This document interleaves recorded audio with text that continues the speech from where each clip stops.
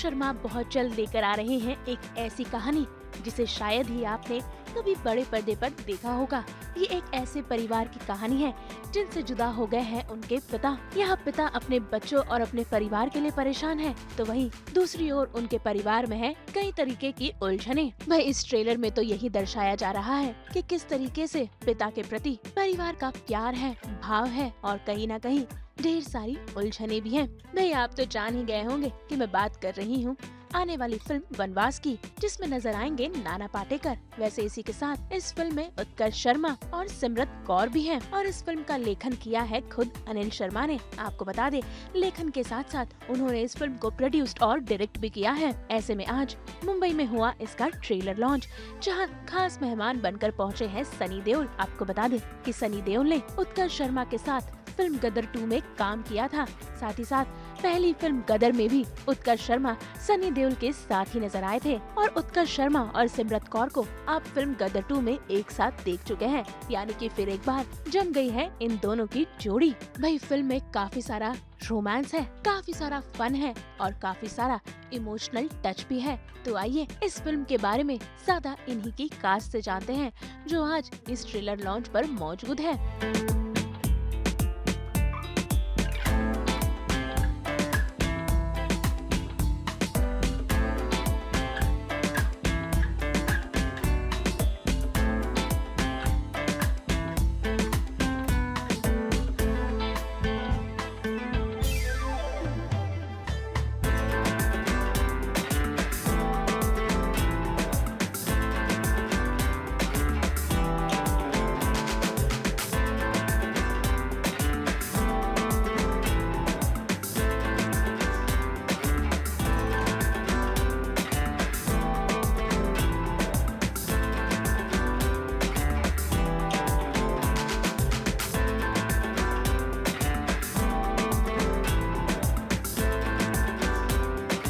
शर्मा जी ने ढेर सारी फिल्में की हैं और हर फिल्म में उन्होंने एक अलग तरह की कहानी और अलग तरह के कैरेक्टर्स दिखाए हैं और सब सक्सेसफुल रहे हैं। कुछ box office, otherwise they been successful in the way of still people want to watch those films. Box office एक अलग चीज़ होती है आज के ज़माने में, ख़ास तौर क्योंकि बॉक्स ऑफिस परसेप्शन वसेप्शन करके हम लोग कर लेते हैं, लेकिन अच्छी पिक्चर है बुरी पिक्चर्स के बारे में हम कहते नहीं। शर्मा जी ने सब फिल्में बहुत बढ़िया बनाई हैं and I am very happy and I am very proud of this film वनवास।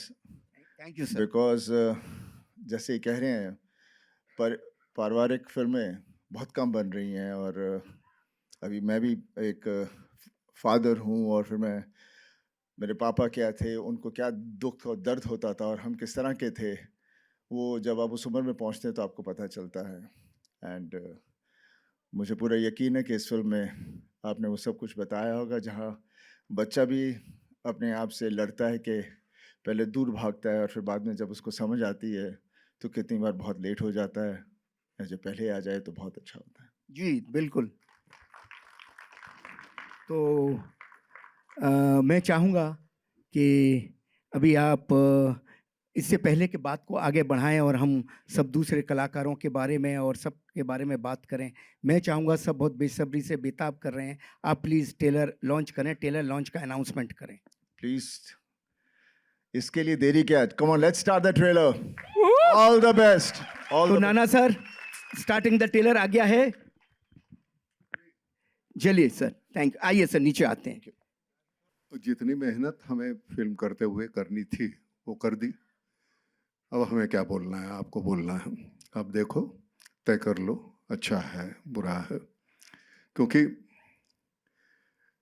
अव्वल तो मैं कभी ज़िंदगी में प्रमोशन के लिए जाना मैं मुनासिब नहीं समझता। जो करना हो तो उस वक्त करो जब कर रहे हो। अब जाके हम चिल्लाए बहुत अच्छी है, बहुत अच्छी है, उनको कहने दो बहुत अच्छी है। करते वक्त तुम्हें तो एहसास हुआ होगा इन बच्चों ने बहुत अच्छा काम किया। मेरे 3 बेटे और 3 बहुएं, उन्होंने बेहतरीन काम किया, कमाल का काम किया। एक हमारी उस तरफ की जो एक पार्टी थी, ये इन्होंने निभाई है बहुत अच्छा। उत्कर्ष और सिमरत, ऑथर बैक रोल तो हमारा है, लेकिन इन बच्चों ने हमारी गैर हाजिरी जब थी तो जिस तरह से स्क्रीन संभाला है, बहुत अच्छा बेटे, बहुत बेहतरीन किया है, बहुत बेहतरीन। इनके 2 गाने गदर के सुन के सनी मुझे अनिल ने दिखाए थे कि आप देखिए आपको कैसे लगते हैं। हालांकि मैं देखना चाहता था कि मैं इसके साथ मुझे काम करना है, सही काम, बंदा सही है नहीं है। अगर गाने मुझे अच्छे नहीं लगते तो मैं बोल देता अनिल को मुझे नहीं करना, लेकिन इतना बेहतरीन किया था तो तुम दोनों ने। तो उस वक्त मैंने बोला कि सनी और अमीषा, उनके पीछे तो इतिहास है, इनके पास कुछ नहीं था, तो तुम्हारी गैर हाजिरी में उन्होंने वो संभाला था। बहुत अच्छा किया बेटे, वैसे ही यहाँ बहुत संभाला है। मिथुन, बेहतरीन गाने दिए हैं तूने। हालांकि मिथुन को कहा मैंने कि तुम्हारे गाने अगर सही वक्त पे हमें मिल जाते तो हम और बेहतर परफॉर्म कर पाते। इनके गाने बहुत लेट मिलते हैं, इनके पास वक्त नहीं होता, गाने वाला कौन है हमें पता नहीं। तो मेहरबानी करके अगली बार अगर सही वक्त के गाने मिलेंगे ना तो हम बेहतर कुछ कर पाएंगे। सभी मंची काय अश्विनी कालसेकर आणि श्रुति मराठे, ये 2 जो नाम थे जो मैंने सजेस्ट किए थे अनिल को, मैंने कहा इनको ले लो, बेहतरीन अदाकार है, और दोनों ने इतना बेहतरीन काम किया। श्रुति, मैं तो सोच ही नहीं सकता इस रोल में तुम्हें, लेकिन जिस तरह से तूने काम किया है, हर इंटरव्यू में बकवास करती तो मैं बकवास बोल देता यार, लेकिन मजबूर किया है तूने अच्छा बोलने के लिए, बहुत बेहतरीन काम किया। मुझे मतलब पूरा यकीन है ये फिल्म बहुत चलेगी, लोगों को बहुत अच्छी लगेगी। जिस तरह से अनिल ने डायरेक्ट की है, अनिल की खासियत है एक छोटी सी चीज को इतना बड़ा बनाकर दिखाने की। उसने अपने बेटे को तो बड़ा बना ही दिया, हमको भी बड़ा बना दिया। तो खैर, Sirvaiya, thank you very much, बहुत कमाल का लिखा है तुमने। हिंदी पर इतनी हुकूमत है उसकी, इतना सही लिखता है, उसका बैलेंस से होता है 2 लाइनों का बोलने का, उस वक्त करने में मज़ा आती है। बहुत अच्छा लिखा, बहुत ही अच्छा लिखा है। मोंटी साहब, आपने हमसे गाना गवाया, हाँ, लोगों को भगाने के लिए हमारा इस्तेमाल करते हैं हमारे गाने का, हमसे गाना गवाया आपने। वो गाना, अब देखो यार, जो बुरी चीज़ है लोग ऐसे देखते हैं, अच्छी चीज़ के ऊपर कभी कभी ध्यान नहीं जाता। तो हमें नाचना नहीं आता, आप नचाते हैं, लोगों को लगता है हाँ, क्योंकि उसमें इतनी खामियां, लोगों को लगता है हम ऐसे, हम भी नाच सकते हैं, इसलिए उनको अच्छा लगता है, आइडेंटिफाई करते हैं वो। हाँ हाँ, इन्होंने भी हमें बहुत नचाया। हाँ, बहुत, मतलब बॉम्बे टू गोवा के बाद सिर्फ एक बस में गाना जो है, हमारे बस की बात नहीं थी, लेकिन हमने वो करके दिखाया। बहुत अच्छा, बहुत अच्छा। सिमरत, जो मैंने तुझे कहा कि सिर्फ बातें रटने से नहीं डायलॉग होते, वो अंदर जाने चाहिए। जब यहाँ से निकलते थोड़ा सा डिस्टॉर्शन आ जाता है हमारे चेहरे पे, वो आना चाहिए। तू कितनी खूबसूरत देखती है वो हम नहीं देखते, तुमने कैसे अदा किया है अपने परफॉर्मेंस, वो उस सिचुएशन को, तो वो ध्यान में रखना, नहीं तो एक ही तरह से सभी सीन हो जाएंगे। भैया आपको भी वही कह रहे हैं उत्कर्ष, समझे कि नहीं? बटोरते रहो, अनुभव जितना लोगे उतना बेहतर होगा। और कुछ पूछना है? नहीं सर, मैं चाहूंगा थोड़ी देर आगे। हाँ, हो गया ना? तुम्हें कोई दिक्कत हुई? पिताजी के साथ दोबारा काम कर रहा था, तुझे कोई दिक्कत थी? नहीं सर, आप थे तो सब लाइन पे था। बताओ। नहीं सर, दिक्कत नहीं। क्या है कि मैं इनके साथ काम कर चुका हूँ, असिस्ट भी कर चुका हूँ, तो मुझे पता है इनकी नब्ज, एक एक पलक भी झपकती है तो मुझे पता है ये क्या चाहते हैं। अभी कहीं दूसरे के साथ काम कर। जी सर। यहाँ जो है तुझे वो पूरी बैकिंग करेंगे, बाप जी है। जी जी जी दूसरी जगह जा, दूसरी जगह काम कर, फिर वहाँ पता चले जी सर। कि फिर वहाँ कैसे काम कर पाता है। जी जी बिल्कुल बहुत से ऑड्स होते हैं, उसके खिलाफ काम, मतलब उसके साथ काम करना पड़ता है। बिल्कुल। यहाँ तो वो तेरी बुराई है उसको ढक देगा, वहाँ नहीं ढकेंगे। तो ओके। उतना वो कर लो। यस सर, बिल्कुल। मैंने उसको, तेरे पिताजी को भी मैंने कहा कि मैं अभी ज़रा बच्चे को छोड़ दो, क्योंकि नहीं तो तेरी छत्र छाया में रहेगा ना तो वो सिकुड़ जाएगा, ऐसे मत करो। सही बिल्कुल, है बिल्कुल। सनी? बिल्कुल। हाँ, हाँ, ये बिल्कुल, बिल्कुल, मुझे लगता है सर, मैं तो चाहता हूँ मेरे पास तो आप हो, सनी सर हैं, बहुत सारे कलाकार हैं जिनके साथ मैं काम नहीं, कर। वो भी है, लेकिन अभी उसको ज़रा एक हाथ हाँ, हाँ सर, मैं हाँ सर, यही बस चाहता हो हूँ रहा है, सर, हो मैं रहा है यही सर। चाहता हूँ, यही हो रहा है अभी। हो रहा है। हो रहा है ना? हाँ, हो रहा है। हाँ, वेरी गुड, वहाँ मत जा तू। नहीं, वहाँ मैं जा ही नहीं रहा, मैं तेरी हाँ। कहानी सुनता भी नहीं हूँ। अभी आपका आशीर्वाद हो गया, ये पिक्चर निकल जाएगी तो बस फिर इंडस्ट्री में ऐसे ही हो जाता है, फिर फ़िल्में आना शुरू हो जाती हैं। फ़िल्में तो आती तो अभी भी हैं, लेकिन वो नहीं आती जो ये करना चाहता है। अब आ जाएँगी, अब टाइम आ गया, अब आ जाएँगी। आपका आशीर्वाद हो गया इस पे, अब आ जाएँगी। अच्छा, चलो। हाँ जी। मैं पिछली 25 साल से तू मुझे कास्ट कर रहा था, 25 साल के बाद क्यों ना हो? सर 25 साल के बाद ऐसी कहानी मिली जिसमें मैं आपको बहुत कास्ट टाइम कर। लगता है यार तुझे कहानी चूज करने। अभी गदर भी तो 22 साल लगे ना, क्या करूँ सर? हाँ, अभी क्या करूँ, थोड़ा स्लो हूँ।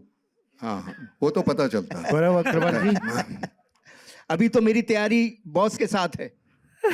हाँ, अभी गदर 3 हो गई ना? हाँ, अनिल? अभी अभी वो सर, उसका जिक्र बाद में करेंगे अभी। नहीं, नहीं, नहीं, अभी करो। ले ले आए।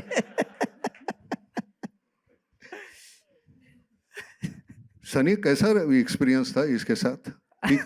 बहुत सालों से काम कर रहे हैं। पापा से मैंने भी पहले पूछा, फिर मैंने बात पापा से तो पूछा नहीं, पापा तो कर ही जा रहे थे। फिर ये मेरे साथ इन्होंने जब शुरू किया तो मैं सोचा ये मैं करूं या ना करूं।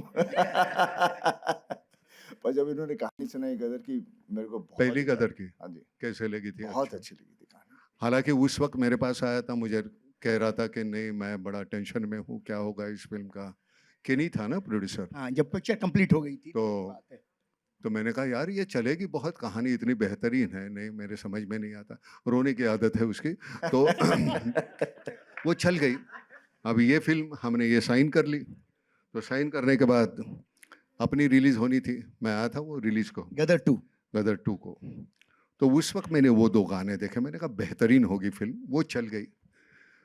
तो मैंने उसको बुलाया, मैंने कहा भाई देख ऐसी फिल्में तू करता है, अब कहाँ जाके ये ऐसी फिल्म कर रहा है, छोड़ दे इसको, शेल्फ करते हैं। पैसे तो दिए थे, नहीं थे उसने कुछ, तो वापस करने की कोई गुंजाइश नहीं थी। तो कहते नहीं मुझे ये करनी है। अब जाके सनी इस तरह की जब फिल्म बनती है ना, तो मतलब वो हम करते नहीं, वो हो जाती है अनजाने में। कुछ हमारे साथ कुदरत थी, जिस तरह का माहौल था, बहुत बेहतरीन बन गई फिल्म। लेकिन सच बता, हमें झूठ तो बोलना आता नहीं है, एक्सपीरियंस कैसे था इसके साथ? फिर मैं अपना बताऊंगा। सच बताने का। हाँ, हाँ, हाथ रखे इस पर, हाँ सच बोलूंगा। हाँ। देखिए इनकी आदत जो है सो आप भी जानते हैं कि लगे रहेंगे। वो आदत मैं बाद में बताता हूँ। तो वो तो है वैसे, लेकिन जो भी इनकी आदतें हैं, लेकिन मुझे एक चीज़ बहुत अच्छी लगती है जब भी मैं इनके साथ काम करता हूँ, कि हम हिंदी सिनेमा बनाते हैं। हम हमारे देश के बारे में कुछ होता है वाह। उसके अंदर, हमारा कल्चर सब उसमें आता है। जबकि बाकी डायरेक्टरों के साथ करता हूँ, वो उनको पता भी नहीं कितनी चीज़ों के बारे में। तो इनके साथ करके मुझे उस चीज़ का बहुत मज़ा आता है।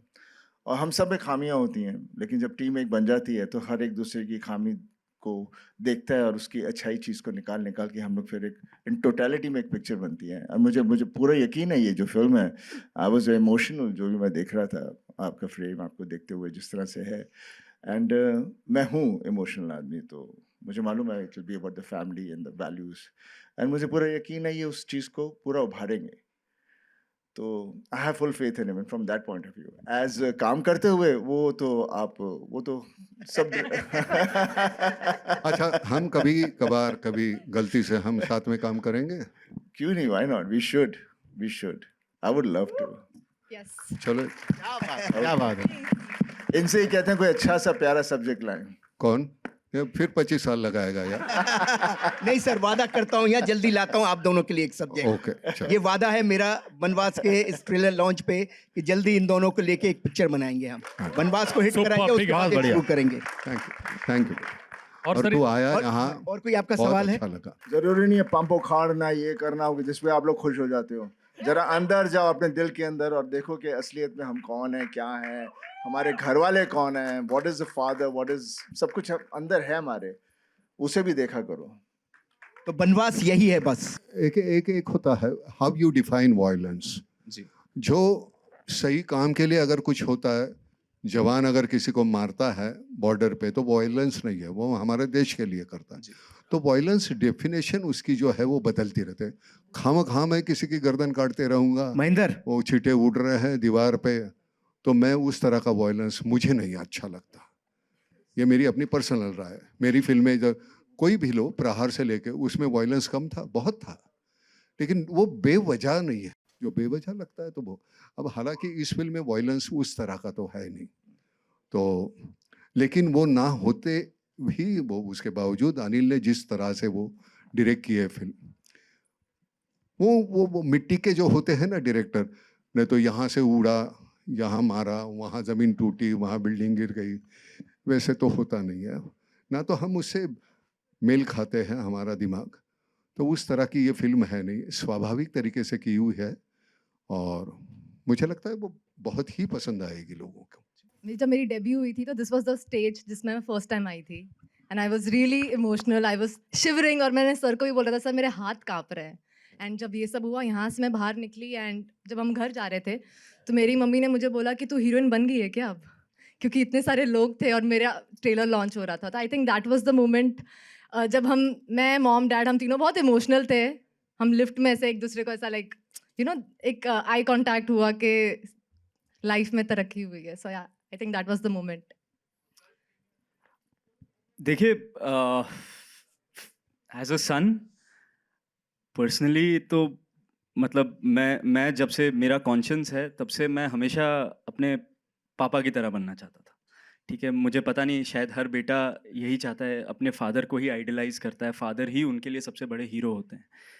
और आज भी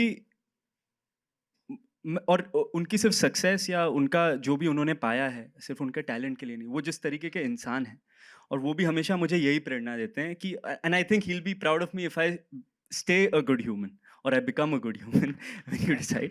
एंड इसलिए माता पिता का जो रिश्ता है वो किसी भी धन दौलत उन सब के ऊपर होता है। तो हालांकि फिल्म में मेरा कैरेक्टर थोड़ा सा मतलब मैं क्या बताऊँ, आप ट्रेलर देख के समझ ही गए होंगे, कॉन्ट्रडिक्टरी है।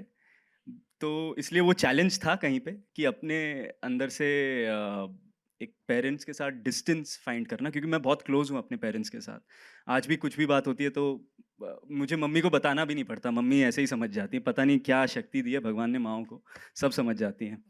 बहुत प्रॉब्लम होती है सर, कोई भी मतलब कोई लड़की को भी देख लो तो मम्मी समझ जाती है बहुत प्रॉब्लम होती है, आपके साथ भी थी सर।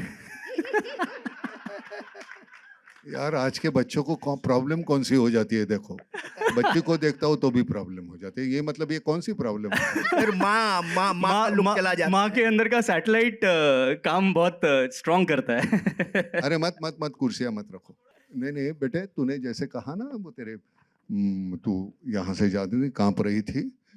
बेटे सक्सेस और फेलियर ये बाय प्रोडक्ट्स है, उसे डरना मत और खुश भी मत होना।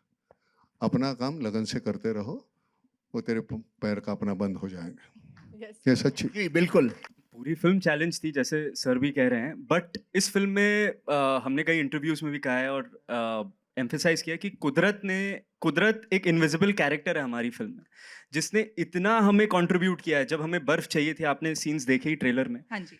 कोई वीएफएक्स नहीं है उनमें, वो रियल है। और जो घाट पे भी हम शूटिंग कर पाए, इतना क्राउडेड रहता है, रियल क्राउड में हमने गुरिल्ला शूटिंग स्टाइल किया है कहीं कहीं। तो जो मेरा और सर का एक सीन है, वो हज़ारों की एक्चुअल बनारस के टूरिस्ट के बीच में शूट किया। हमें पता नहीं था कैमरा कहाँ है, क्या है, हमें कैसे स्टेजिंग करना है, बट वो आई थिंक सर का एक एक्सपीरियंस है और उन्होंने मुझ पे भरोसा जताया। तो वो सब चैलेंजेस, बहुत चैलेंजेस लगे नहीं। इतने प्यार से बनी है फिल्म, एक एक कास्ट मेंबर जो है इस फिल्म का वो फैमिली की तरह हो गया था, चाहे इसमें थोड़े डिस्टर्बेंसेस हों फिल्म में but as a crew, as a cast, मेरे लिए ये एक्सपीरियंस इतना स्मूथ था। पापा की फास्टेस्ट फिल्म है, 61 डेज में ख़त्म हो गई। खत्म हो 60-65 दिन में। और मैं मिस करूँगा। मेरे लिए शिमला, बनारस और भी जगह जहाँ पे भी हमने शूटिंग की, वो मैं बहुत मिस करूँगा। नाना सर के हाथ से खाना खाना मैं मिस करूँगा। उनके जैसा मिसल पाव कोई नहीं बनाता इस वर्ल्ड में। वाह वाह एक अल्टरनेटिव प्रोफेशन तैयार है मेरे पास। सर वो बेस्ट है, आप अमेजिंग कुक करते हो आप बहुत। देखिए क्या है, हर 20 साल में ये राइट है कि एक ऐसी फिल्म बनती है बागवान या अवतार जैसी, लेकिन ये उनसे एकदम अलग है क्योंकि ये एकदम बहुत रियलिस्टिक ग्राउंड पे बनी है, आज के समाज की हालातों पे बनी है और बिल्कुल नॉन मेलोड्रामेटिक फिल्म है। आपने ट्रेलर से भी आपको लगा होगा, कैसा लगा आपको ट्रेलर? खूबसूरत सर, दिल को तो छुआ। ट्रेलर से आपको फील आया होगा। एक रियलिस्टिक प्रॉब्लम्स हमने ली हैं जो कि आज के परिवार में होती है। कबूतर खाने जैसे घर हो गए हैं, लोग अपनी अपनी समस्याओं में उलझे हुए हैं। ऐसा नहीं है माता पिता को प्यार नहीं करते हैं लेकिन कर नहीं पाते। स्थितियाँ, विषम स्थितियाँ ऐसी होती हैं कि ऐसा हो जाता है। तो इसीलिए इस सब्जेक्ट को टच करना बहुत आवश्यक था। नाना सर ने बताया भी थोड़ी देर पहले कि गदर के बाद तो इन्होंने मुझे फ़ोन भी किया था कि अब ये तू क्यों कर रहा है, तू कोई बड़ी एक्शन फिल्म बना। मैंने कहा नहीं, ये फिल्म बनाना बहुत ज़रूरी है। एक डायरेक्टर की, एक निर्देशक की एक नैतिक जिम्मेदारी है। ऐसी फिल्म जब पब्लिक आपको इतना कुछ देती है तो आप भी पब्लिक को ऐसा कुछ दो, ऐसी कुछ दो जिससे कि उसको सावन की फुहार की तरह उसका हृदय आंदोलित हो जाए। तो ये फिल्म ऐसी ही है। जब आप पारिवारिक वेदना, संवेदनाएं और इमोशंस देखेंगे तो आपका हृदय आंदोलित हो जाएगा। और इसके साथ साथ ये एंटरटेनमेंट और कॉमेडी के रैप में रैपी हुई पूरी फिल्म है। नाना सर का जो ह्यूमर है, नाना सर का ह्यूमर आप लोगों ने सिर्फ मीम्स में देखा है, लेकिन इसमें देखिए नाना सर, मैं तो कई बार कहता हूं कि मैं तो इनसे आजकल बोल रहा हूं कि सर हमको तो एकदम टोटल एक फिल्म बनानी है जिसमें टोटल आप ह्यूमर में हो। इनके ह्यूमर का कोई जवाब ही नहीं है। तो मतलब कमाल है सर। आप नाना सर, आपका कुछ कहना होगा? आप बोलिए सर। सबटेक्स्ट देखो लुक ही देखो, जो लुक दिया है इन्होंने। जिस तरह से देखो, यहाँ वहाँ से कहानियाँ तो वही होती है, हम पेश कैसे करते हैं। अब किरदार जैसे होता है उसके ज़रिए तुम करोगे। ये किरदार जो है उसका बयां करने का जो तरीका है वो मुझे बेहतरीन लगा। ये रीढ़ की हड्डी बिल्कुल लेने, बिल्कुल ऐसे सख्त बंदा है और हालात जो ऐसे है इर्द गिर्द के आसपास के, तो उसकी वजह से उसको जो झेलना पड़ता है। लेकिन जिस तरह से वो करना, जिस तरह से करने को मिला, ऐसे नहीं है कि वो झुका हुआ है। तो मुझे वो किरदार बड़ा पसंद आता है। वो मरना पसंद करेंगे लेकिन टूटना नहीं। तो वैसे किरदार बड़े अच्छे लगते हैं और लोगों को भी अच्छे लगते हैं। हम के बहुत से लोग ऐसे होते हैं, हालात हमारे फिनेंशियल कैसे, उससे हम हो सकता है अलग होंगे, लेकिन वो टूटना नहीं चाहते। ज़िंदगी में 2 वक्त की रोटी के अलावा और भी बहुत सी बातें, वो हमारा जो ईगो नहीं कहेंगे, आत्मसम्मान है, वो आबादित रहे, वो बहुत ज़रूरी होता है। अगर वो नहीं है तो जीने का मतलब नहीं है। तो उस तरह का किरदार है वो मुझे करते हुए। और इन बच्चों ने, मैं सब, ये तो हमारे आखिर में आता है, लेकिन इन बच्चों ने, इसने मुझे छोटा बच्चा किया है, वो बीच वाली बहू ये है हमारी उस तुझा ह्याचा तुझा नवरा हा झालाय ना। हाँ हाँ, श्रुति है और हमारी एक दूसरी है बहू, वो। तो सब ने, ये हमारी इधर की पार्टी है, हम इधर की पार्टी है। इतना, हाँ, इतना बेहतरीन काम किया है इन्होंने। अगर ये इतने सशक्त नहीं होते तो हमारी फिल्म उतनी अच्छी नहीं बनती। बहुत बेहतरीन काम किया है इन्होंने, बहुत। और बकवास आदतें बीच में पछाड़ करते हैं। मैंने बहुत डांटा है उनको। मैंने कहा यार तुम्हारे डायलॉग नहीं, इसका मतलब ये नहीं है कि सीन में तुम्हारा कोई काम नहीं है। चुप रहो, हमारे हमको रटना पड़ता है, चुप रहो। बहुत डांटा है लोगों को। आप क्या करते हैं, आप मेल खाते हैं ना उस कैरेक्टर से, तब जाके आपको अच्छा लगता है। तो कुछ रोल ऐसे होते हैं कि वो हम चाहे फिर भी हम कर नहीं पाते जी, लेकिन वो करेंगे। हम कोई दूसरी अलग तरीके की फिल्म करेंगे, उसमें क्या है, कोई मारधाड़ की होनी चाहिए ऐसे कोई ज़रूरी नहीं है। हाँ पूछो भाई। हाँ जी। So, एक मिनट सर, एक मिनट बिफोर यू स्टार्ट। कौन पूछ रहा है? I wanted to ask a हाँ, पूछिए। question. Yeah, I'm Bharti Pradhan.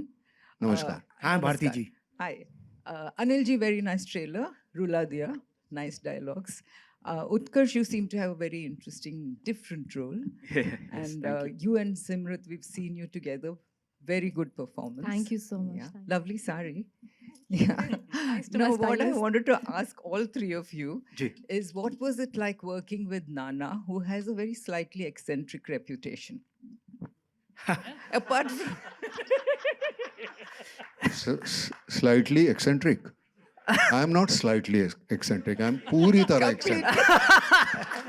मैं करना है तो पूरा करो ना. एक्सेंट्रिक स्लाइटली कैसे होता है? हमारे यहाँ स्लाइटली कुछ नहीं होता. होता है तो पूरा. माँ बनो ना तो बाप बनने का अधिकार मिल जाता है. जी तो बिल्कुल. पहले खिलाओ फिर बाद में रट्टा लगा दो. देखिए मैं एक्शन के मेन मेकर तो यही है, बट रिगार्डलेस मैं ऐसे जॉनर वाइज मैं ये सब कुछ नहीं सोचता.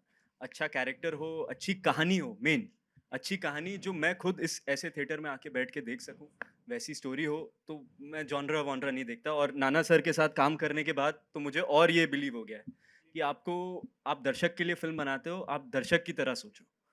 आप अपने लिए फिल्म नहीं बनाते हो. अपने लिए बनानी है तो आज तो फ़ोन भी है, खुद ही बना के रख लो घर पे. आप सभी को नमस्कार. देखिए जो नाना सर ने बात कही है बहुत शिद्दत से मुझे मेरी तरफ देख रहे हैं और देखना बनता भी है, उनको पूरा अधिकार है क्योंकि पूरे फिल्म के पिता तो नाना सर ही है. लेकिन मुझे ऐसा लगता है कई बार जो होता है जीवन में, आप लोग इस बात से सहमत होंगे कि आपकी ईमानदारी जो है वही जो है आपके लिए एक इल्ज़ाम का कारण बन जाती है. तो जो सच्चाई के साथ काम करते हैं उनकी तरफ प्रश्न ज़माना ज़्यादा उठाती है. तो मैं बिल्कुल मानता हूँ कि मैं समय लेता हूँ, लेकिन इसके दो प्रथम कारण है. एक तो मेरा और कादरी साहब का कोई सॉन्ग बैंक नहीं है. तो जिस ओल्ड स्कूल वैल्यूज़ की हम बात करते हैं कि जब पहले के जो हमारे दिग्गज कलाकार काम किया करते थे, जिस अनुशासन और जिन उसूलों के साथ काम किया करते थे, मैं और कादरी साहब कोशिश करते हैं कि हम उस गरिमा को लेकर काम करें. और देखिए अनिल शर्मा जी जैसे डायरेक्टर है, वो इस प्रोसेस को समझते हैं और उनके साथ हमें वो मौका मिलता है कि हमें वो उतना वक्त मिले काम करने के लिए, और उसके लिए कई बार चीज़ें जो है थोड़ा और समय लेती है. लेकिन मैं इस पूरे साउंड ट्रैक के लिए यही कहना चाहूँगा कि आज के ज़माने में जब संगीत की खराई के ऊपर बहुत चर्चा होती है, लोग जो है बहुत नॉलेजेबल हो गए, गूगल पे हर चीज़ अवेलेबल है. आजकल आम आदमी भी जो है वो ऑटो ट्यून की बात करता है. ये शब्द जो है जो 20 साल पहले किसी ने सुना नहीं होगा, आज वो भी जानता है ऑटो ट्यून होता क्या है. लेकिन मैं यही कहना चाहता हूँ कि गाने कितने अच्छे बुरे हैं ये तो सुनने वाले ही तय कर सकते हैं. लेकिन जो संगीत की खराई होती है और उसके अंदर जो ओल्ड वर्ल्ड मेलोडीज़ है और ओल्ड वर्ल्ड शायरी है, वो इस पूरे एल्बम के अंदर आपको नज़र आएंगे. कोई भी गायक ऐसा है नहीं इस एल्बम में जिसको ऑटो ट्यून की ज़रूरत हो. उसमें मेरी धर्मपत्नी पलक जी भी शामिल है और जितने भी हमारे सिंगर्स हैं. तो आप ज़रूर इस एल्बम को सुनिए, और अगर आप उस शुद्ध संगीत को खोज रहे जिसके लिए भारतीय सिनेमा जाना जाता है, तो शायद ये एल्बम आपके दिल के साथ कहीं ना कहीं ताल्लुक बनाएगा. Thank you. Thank you. Shruti, आप तीनों ने इसमें काम किया है जो हमारी अपोजिट पार्टी है.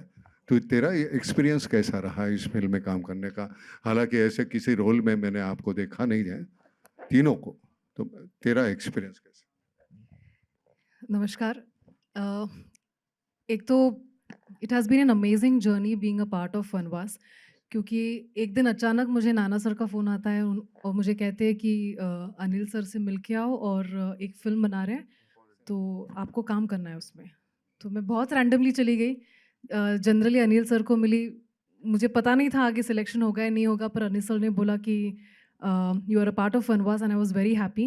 Adding to that, I got great co-actors to work with. Paritosh, Snehil, Bhakti, Hemant, and Ketan also, who's not here, and he's shooting today. It has been a great experience working with all of them, and of course, Nana sir. तुमच्यावर आधी काम केलेलं आहे मी आणि पुन्हा तुमच्यावर काम करण्याची मला परत संधी मिळाली. याच्यासाठी खूप खूप आभार. Thank you so much. थँक्यू. कोणी आहे का अजून? बस झाले, संपले? हेलो सर बहुत सारे हो- उभं राहून बोल. सर. हाँ बोल. आप मुझे मैसेज करना. चिल्ला के बोलो. हेलो नाना सर. Sir hello. हाँ बोल. हाँ हाँ नहीं सुनाई दे रहा है, बोलो.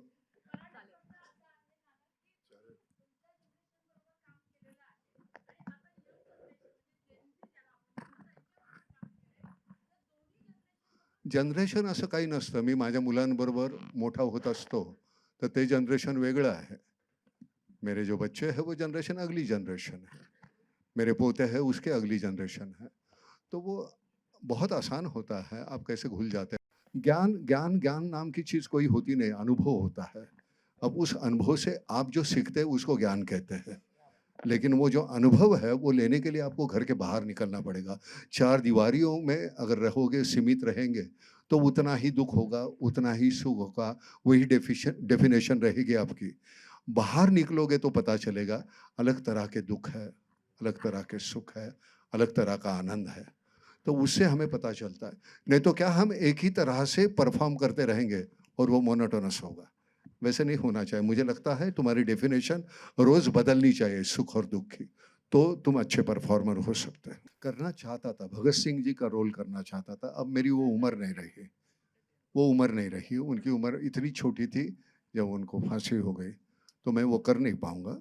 लेकिन वो एक है मेरे, अगर मेरे लिए कुछ भगवान है तो मेरे क्रांतिकारी जो है वो सभी मेरे लिए भगवान है। हालांकि मैं मंदिर में बहुत कम जाता हूँ, जाता ही नहीं समझा बोल, लेकिन मुझे मेरे लिए वो लोग, तो मेरे घर में जो है तस्वीरें लगी हुई हैं माँ बाप के अलावा, बाबा आमटे और ताई आमटे, उनकी तस्वीर लगी हुई है जिनकी मैं पूजा कर सकता हूँ। नहीं, वक्त था, लेकिन मैं वो पैसे के पीछे पड़ा। मुझे घर लेना था, मुझे गाड़ी लेनी थी, तो उसमें वो उम्र चली गई। आज मैं जाके मैं कर सकता हूँ, लेकिन वो उम्र का तकाजा है। मैं जिस तरह के वो करने हैं वो वैसे ही रोल कर सकता हूँ। अब वैसे रोल नहीं कर सकता जो करना चाहता था। नहीं, ये बहुत वनवास तो हम किसी को नहीं देना चाहेंगे, और किसी के लिए वनवास लेने के बजाय वो वनवास ना ही हो उसके लिए कोशिश करेंगे। लेकिन देने अब देखो, हमारी रोज़मर्रा की ज़िंदगी है, हमारे पास वक्त होने के बावजूद हमें माँ बाप के लिए हमारे पास वक्त नहीं है।